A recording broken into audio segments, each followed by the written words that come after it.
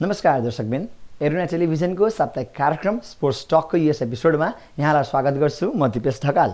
स्थानीय, राष्ट्रिय र अन्तर्राष्ट्रिय खेलकुद जगतका गतिविधि लिएर म आउने गर्छु हरेक हप्ताको शुक्रबार साँझ 7 देखि 7:30 सम्म। सधैँझै यो साता पनि विश्व खेलकुद जगतका विभिन्न घटनाहरू चर्चामा रहे।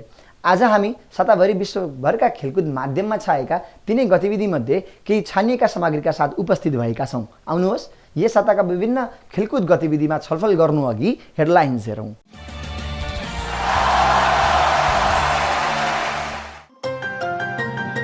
सुदूरपश्चिम प्रदेश Lalitpur mayor women's championship cricket प्रतियोगिताको फाइनलमा उपाधिको लागि सुदूरपश्चिमले शनिबार नेपाली पिएफसँग खेल्ने। नेपाल क्रिकेट संघ क्यान आइसिसी डेभलपमेन्ट अवार्डको मनोनयनमा अप्रिल 20 मा विजेताको घोषणा। नेपाली राष्ट्र खेलाडीको बाहुल्यता भएको नेपाल पुलिस क्लबले भारतमा ए डिभिजन लिग क्रिकेट प्रतियोगिता खेल्ने। खेल सिक्किम क्रिकेट ग्राउन्ड रोङपामा हुने। र च्याम्पियन्स लिगको क्वार्टर फाइनलको पहिलो लेगमा सिटीद्वारा बोरुसिया डर्टमुन्ड पराजित। यता रियल म्याड्रिडसँग लिभरपुल पनि हार्यो।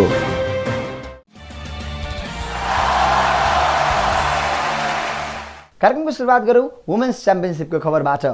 सुदूरपश्चिम प्रदेश लुम्बिनी प्रदेशमाथि 8 विकेटको शानदार जितसँगै ललितपुर मेयर वुमेन्स च्याम्पियनसिप 2077 टी20 क्रिकेट प्रतियोगिताको फाइनलमा प्रवेश गरेको छ। उपाधिको लागि सुदूरपश्चिमले नेपाल एपीएफ क्लबसँग शनिबार खेल्नेछ।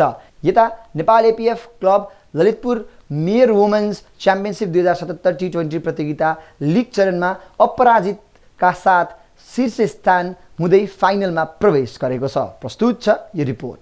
सुदूरपश्चिम प्रदेश लुम्बिनी प्रदेशमाथि 8 विकेटको शानदार जितसँगै ललितपुर मेयर वुमेन्स च्याम्पियनसिप 2077 टी20 क्रिकेट प्रतियोगिताको फाइनलमा प्रवेश गरेको छ।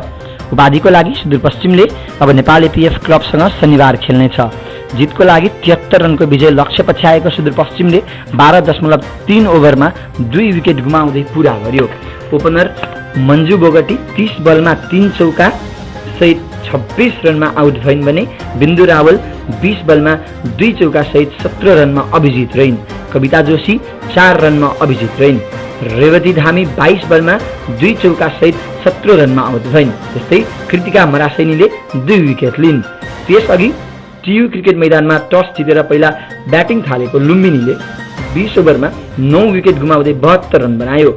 लुम्बिनीकी विकेटकिपर लक्ष्मी चौधरीले 29 बलमा 3 चौका सहित 26 रनको योगदान दिइन्। कप्तान निरी थापाले 11 रनमा आउट हुँदा वर्षा राणा 8 रनमा अभिजित रहिन्। लुम्बिनीका 9 खेलाडीले दोहोरो अङ्कमा रन बनाउन सकेनन्।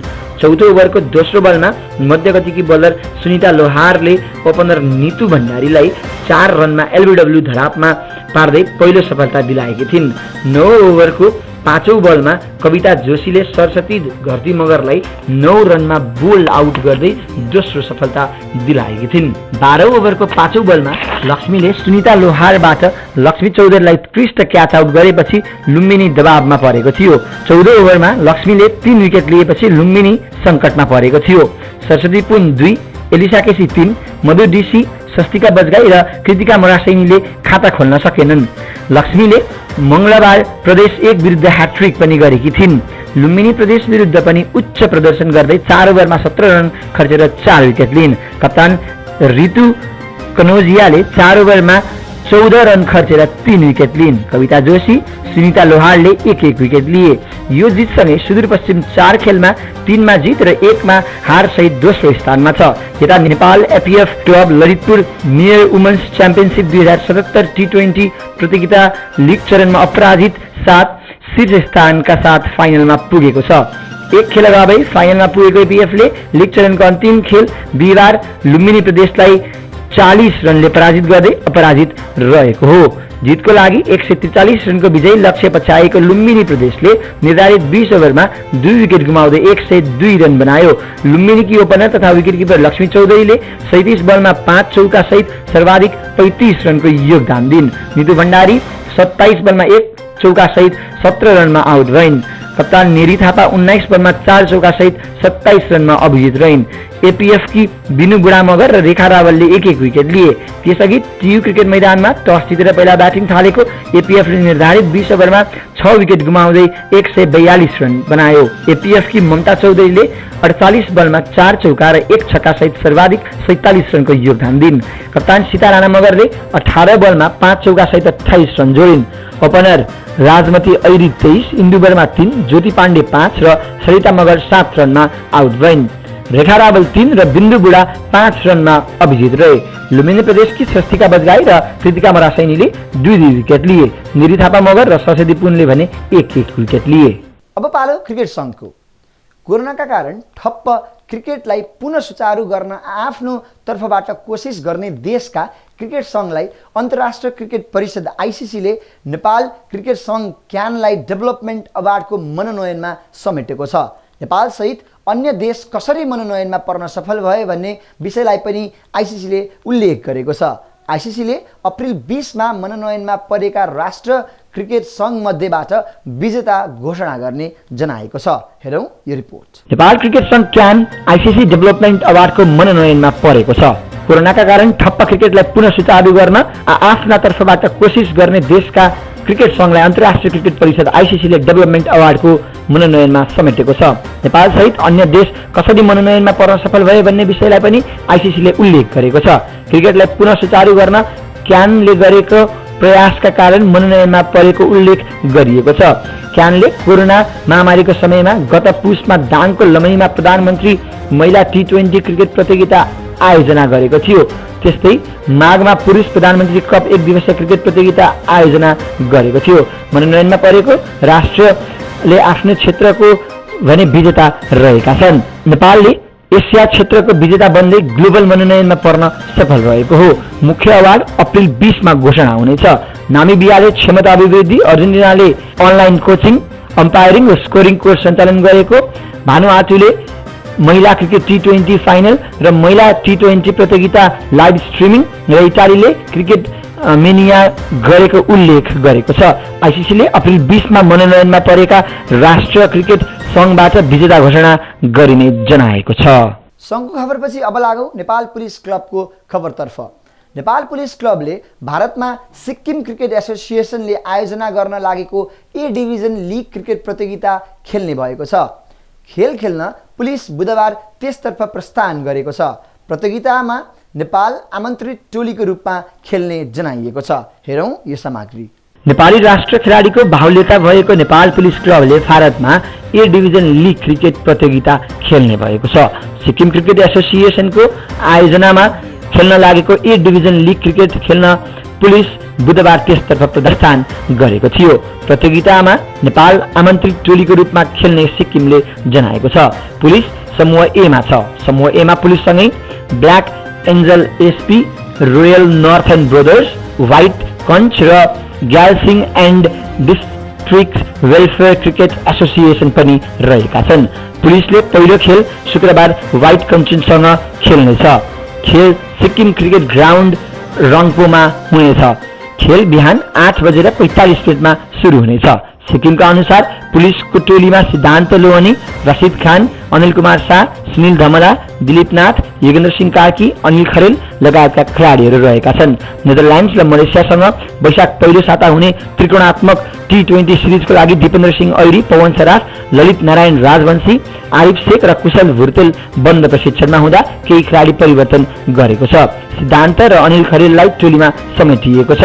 पुलिसले अघिल्लो महिना टियुमा भएको काठमाडौँ मेयर्स क्लब 1 दिवसीय क्रिकेट प्रतियोगिता जितेको थियो। फाइनलमा पुलिसले नेपाल एपीएफ क्लबलाई हराउँदै उपाधि जितेको थियो। माघमा भएको प्रधानमन्त्री कप 1 दिवसीय राष्ट्र क्रिकेट प्रतियोगितामा भने पुलिस आर्मीसँग फाइनलमा पराजित भएको थियो। अब भलिबलको एक खबर। 5औं संस्करणको आरबीबी एनबीए राष्ट्रिय महिला तथा पुरुष क्लब लिग भलिबल च्याम्पियनसिप अन्तर्गत पुरुषतर्फको उपाधि हेल्थ नेपाल क्लबले जितेको छ। त्रिपुरेश्वर स्थित राखेपको कब्बड हलमा बिहिबार भएको फाइनलमा विभागीय टिम एपीएफ क्लबलाई 25-14, 25-20 र 25-22 को सेटमा पराजित गर्दै हेल्प नेपाल च्याम्पियन बनेको हो। हेरौँ यो रिपोर्ट। हेल्प नेपाल क्लबले 5औं संस्करणको आरबिबी एनबिए राष्ट्रिय महिला तथा पुरुष क्लब लिग भलिबल च्याम्पियनसिप अन्तर्गत पुरुषतर्फको उपाधि जितेको छ। त्रिपुरेश्वर स्थित राखेपको कब्बड हलमा बिहिबार भएको फाइनलमा विभागीय टिम एपीएफ क्लबलाई 3-0 को सोझो सेटमा पराजित गर्दै हेल्प नेपाल च्याम्पियन बनेको हो। उपाधि जित्ने क्रममा हेल्प नेपालले एपीएफमाथि 25-14, 25-20 र 25-22 को सोझो सेटमा जित निकाल्यो। भारतीय खेलाडी सम्मिलित हेल्प नेपालले लगातार दोस्रो पटक उपाधि जितेको हो।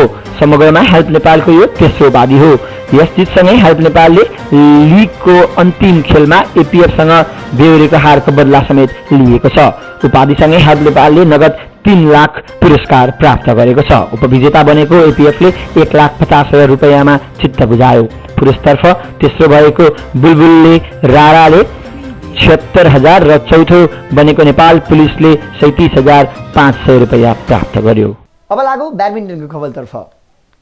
झुम्का ब्याडमिन्टन क्लबले आयोजना गर्ने प्रदेश 1 स्तरीय मेयर कप ब्याडमिन्टन प्रतियोगिता यस साता आयोजना हुने भएको छ। रामधुनी नगरपालिका झुम्का सुनसरीमा चैत 27 र 28 गते आयोजना हुने प्रतियोगितामा पुरुष युगल खुल्ला, अन्डर 17 गर्ल्स एकल, खुल्ला गर्ल्स एकल, भेटरान्स 45 माथि र आन्तरिक खेलाडीहरू गरी 5 विधामा प्रतिस्पर्धा हुने आयोजकले जनाएका छन्। हेरौँ यो रिपोर्ट। प्रदेश 1 स्तरीय मेयर कप ब्याडमिन्टन प्रतियोगिता चैतको यसै साता आयोजना हुने भएको छ। झुम्का ब्याडमिन्टन क्लबले आयोजना गर्ने प्रतियोगिता चैत 27 र 28 गते हुनेछ। रामधुनी नगरपालिका झुम्का सुनसरीमा आयोजना हुने प्रतियोगितामा पुरुष युगल खुल्ला, अन्डर 17 गर्ल्स एकल, खुल्ला गर्ल्स एकल, भेटरान्स 45 माथि र आन्तरिक खेलाडीहरूको गरी 5 विधामा करिब 200 खेलाडीहरूले प्रतिस्पर्धा गर्ने आयोजकले जनाएका छन्।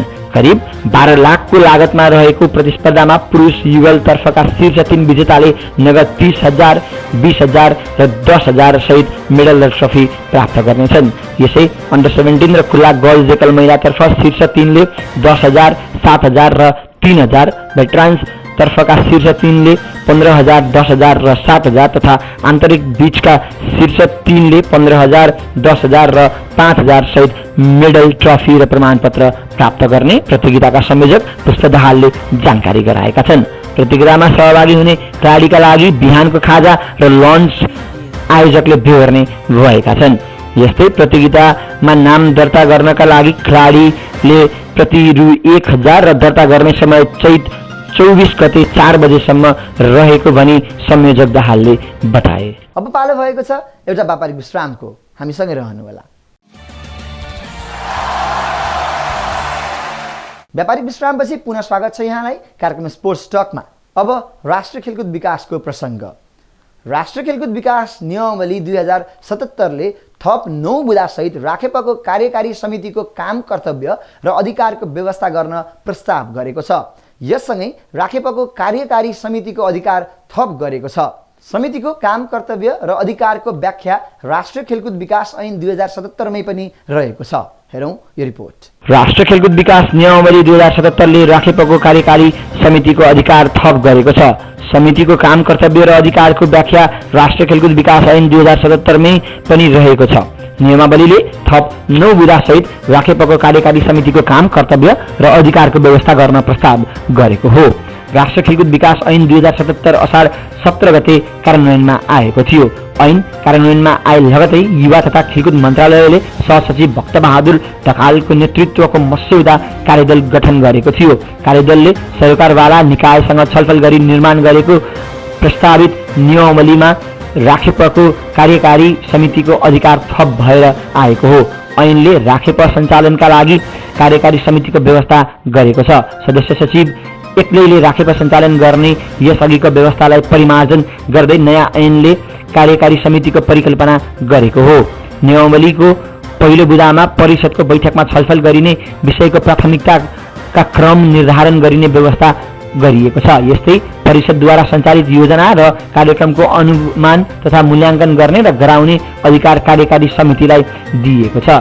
परिषदसँग आबद्ध राष्ट्रसङ्घ र महासङ्घको नियमन अनुगमन गर्न परिषदका सदस्यलाई समूहकृत गरी कार्य विभाजन गर्नुपर्ने र विभाजन गरेको कार्य सोही समितिले स्वीकृतिका लागि परिषदमा पेश गर्नुपर्ने व्यवस्था नियमावलीले गरेको छ। समितिले राष्ट्र खेल सङ्घ वा महासङ्घसँगै खेल तथा खेलाडीको अभिलेख अद्यावधिक गराउने अधिकार समेत पाएको छ। नियमावलीको 5औं विधामा खेलकुदको विकासका लागि दीर्घकालीन योजना बनाउने र खेलको वर्गीकरण र प्राथमिकतामा निर्धारण गरी परिषदमा पेश गर्ने जिम्मेवारी कार्यकारी समितिलाई दिएको छ। खेल सम्बन्धी मानव स्रोत विकासका लागि राष्ट्र तथा अन्तर्राष्ट्रिय शैक्षिक संस्थाहरूमा अध्ययनको व्यवस्था गर्ने र हिमाली क्षेत्रमा खेलिने खेल तथा साहसिक खेलको प्रवर्धन तथा विकासका लागि परीक्षण केन्द्रको स्थापना गर्ने जिम्मेवारी कार्यकारी समितिलाई दिएको छ। समितिले मन्त्रालयको समन्वयमा खेलकुद व्यवस्थापन सूचना प्रणालीको स्थापना र सञ्चालन गर्नुपर्ने व्यवस्था नियमावलीमा उल्लेख गरेको छ।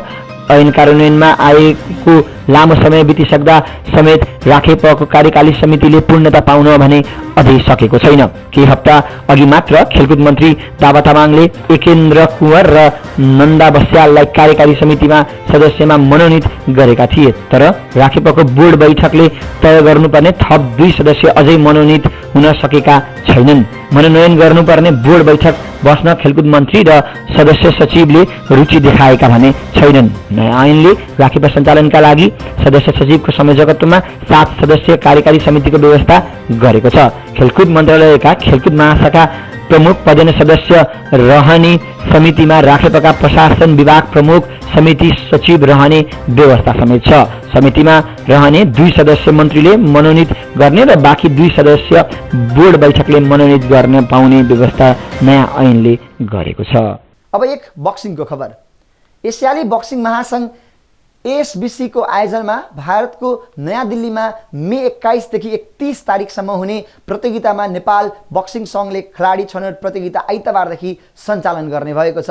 पुरुषमा 49, 52, 55, 60, 64, 69, 75, 91 केजी र महिलामा 48, 51, 54, 57, 60, 64 र 69 केजी गरी 7 तौल समूहमा भिडन्त हुनेछ। हेरौं यो रिपोर्ट। नेपाल बक्सिङ सङ्घले एएसबीसी एलिट पुरुष तथा महिला बक्सिङ प्रतियोगिताका लागि खेलाडी छनौट प्रतियोगिता आइतबारदेखि सञ्चालन गर्ने भएको छ।